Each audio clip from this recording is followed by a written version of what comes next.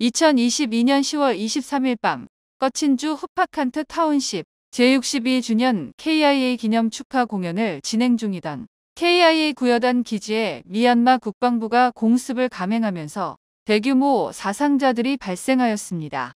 꺼친주 언론사들은 이번 공격은 국가 비상사태 이후 가장 치명적인 공습이었으며 대중들이 모이는 시간에 맞춘 고의적인 공격이라고 지적하였습니다.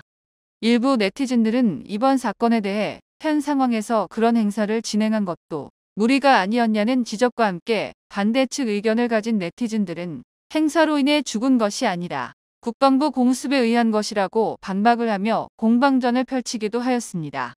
이후 10월 25일 아침 꺼친 인디펜던스 올거니제이션은 조기를 개항하며 사망자들에 대한 애도를 표하는 공식 성명을 발표하였습니다. 초기에 보도되었던 내용과 달리 국방부가 공습한 지역은 KIA 구여단 기지가 아닌 여행자들이 잠시 쉴 수 있도록 조성한 전초 기지라고 주장하였습니다. 이번 공습은 대규모 사상자를 발생시키기 위한 고의적인 공격이었으며 이번 공습을 계기로 혁명에 대한 의지만 더 높이게 되는 결과를 만들었다고 밝혔습니다. KIA 대변인도 공식 성명을 통해 이번 공격으로 대원뿐만 아니라 민간인 약 50명이 사망하고 70명이 부상을 입게 되었다고 밝히며 이번 공격은 전쟁 범죄라고 비난하였습니다. 꺼친 예술인협회의 발표에 따르면 80명이 사망하고 100명이 부상을 입었다고 밝혔습니다. 사망자 중에는 가수들과 키보드 연주자 등 유명한 꺼친 예술가들이 포함되었다고 합니다. 공습이 감행된 일대는 국방부 초소에서 구급 차량도 진입을 금지시켜 중상자들의 치료가 제대로 되지 못해 사망자가 더 늘어났던 것으로 보고 있습니다.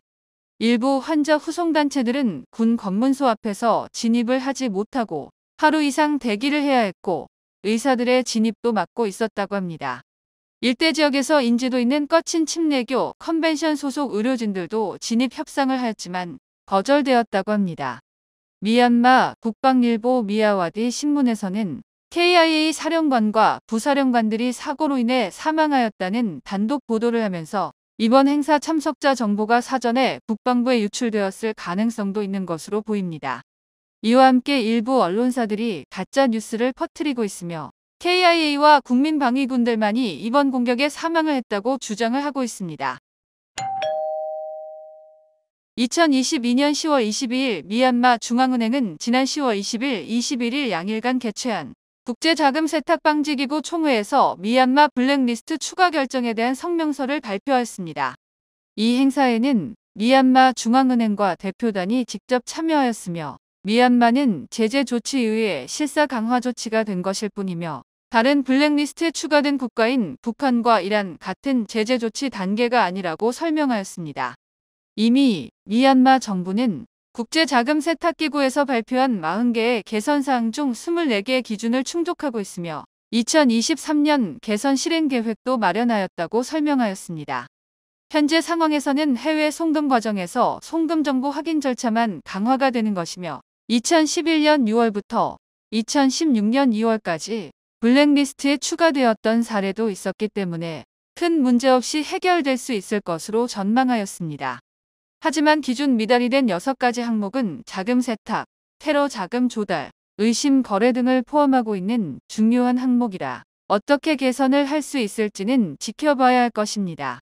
일부 전문가들의 분석에 따르면 이번 블랙리스트 조치는 인신매매, 노동착취와 관련되어 있는 미얀마 국경지역 불법 카지노와 밀수의 영향이 컸을 것으로 보고 있다고 합니다. 블랙리스트 발표 당일에는 달러당 6,000자까지 기록하며 거품 환율을 보이고 일부 환전소는 휴업을 하기도 하였으나 현재 2,900잣에서 3,200잣 사이를 유지하고 있습니다. 이에 미얀마 중앙은행은 외환시장을 불안정하게 만드는 환율 조작이 있는 경우 처벌할 것이라고 경고하였습니다. 일부 경제학자들은 이번 결정이 기업 해외 송금을 어렵게 하면서 대량 해고와 물가 상승으로 이어지는 직격탄을 맞을 것으로 우려의 목소리를 내었습니다. 또한 미얀마에 대한 해외 투자 유치는 더욱 힘들어질 것으로 전망하였습니다. 2022년 10월 22일 SNS를 통해 공개된 쉐다곤 파고다 입구에서 섹스돌 2개를 전시하고 기도를 하는 영상에 대해 미얀마 종교문화부는 조사 결과 성명을 발표하였습니다. 페이스북 페이지에 공개된 영상을 조사한 결과 본인은 마법사라고 주장하는 겸성가 샤인자니아웅이 지난 10월 22일 오전 7시경 일행 8명과 함께 쉐다곤 파고다 남쪽 입구 주차장에서 검은색 알파드 차량으로 진입하여 섹스돌 2개를 전시한 뒤 수라사띠 여신이라고 설명하며 기도를 드리도록 하였다고 합니다. 주차장에 자리를 잡기 전에 쉐다곤 파고다로 들어가려고 했으나 쉐다곤 파고다 보안 요원이 섹스돌을 반입하는 것을 금지하면서 이들은 파고다를 시계 방향으로 돌고 자리를 잡은 것으로 알려져 있습니다. 이들은 쉐다곤 파고다 신탁이사회의 승인도 받지 않고 이런 행사를 진행하였으며 미얀마 종교문화부는 불교 명예훼손 혐의로 체포하였습니다.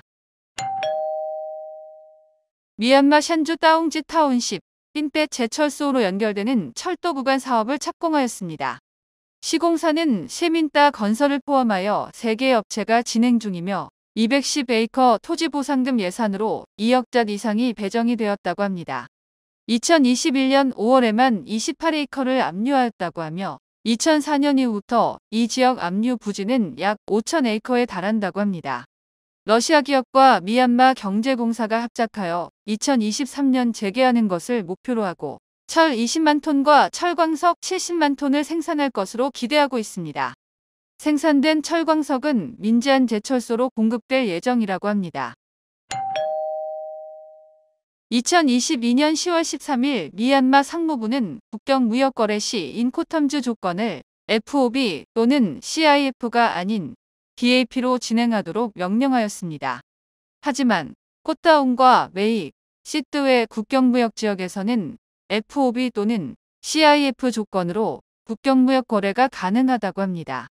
이에 미얀마 봉제협회에서는 협회사들이 수입 관련 허가 신청 시 인코텀즈 조건을 국경무역 신청일 경우 DAP로 기입하고 해상무역일 경우 CIF로 기입하도록 안내하였습니다.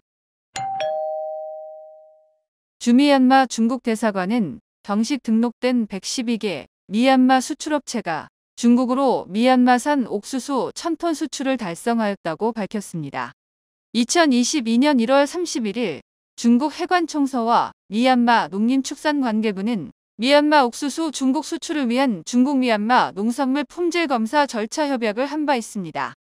중국 대사관은 합법적으로 농산품 품질 검사를 통해 검증된 미얀마산 옥수수 수요가 증가함에 따라 미얀마 농민들의 소득 증대와 지역사회 발전에 큰 도움을 줄 것으로 기대한다고 밝혔습니다.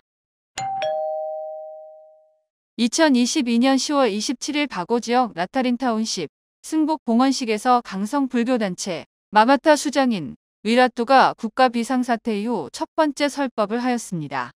그는 이슬람 세력을 확장을 반대하는 민족주의 구육구 운동에 대해 설법을 하였고 경찰은 이를 축하하기 위해 5발의 축포를 발포하였다고 합니다.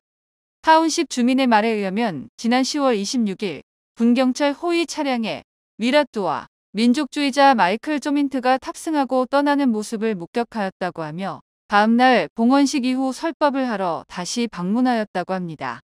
설법에는 마을 주민 25명이 참석하였다고 합니다. 위라뚜는 NLD 정권에서 선동 혐의로 도주하다가 자수하여 수감되었으며 국가 비상사태 이후에도 특별 사면되지 않고 있다가 2021년 9월 6일 출소를 하였습니다. 이에 일부에서는 그가 국방부에서도 버림을 받은 것이 아니냐는 의문을 제기하기도 하였습니다. 2022년 10월 27일 띨라와 경제특구관리위원회 회의에 참석한 소인 부위원장은 경제특구에 입주한 업체들이 폐업하는 것을 방지하기 위해 입주업체 조건을 강화하도록 명령하였습니다. 또한 경제특구 입주업체를 유치하는 가운데 투자 다변화를 위해 러시아어 및 중국어 버전도 인쇄하도록 명령하였습니다.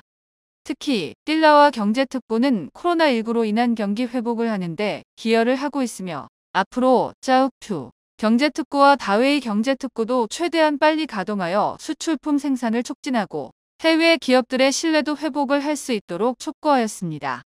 현재 띨라와 경제특구 진출업체는 21개국 114개가 입주해 있다고 합니다.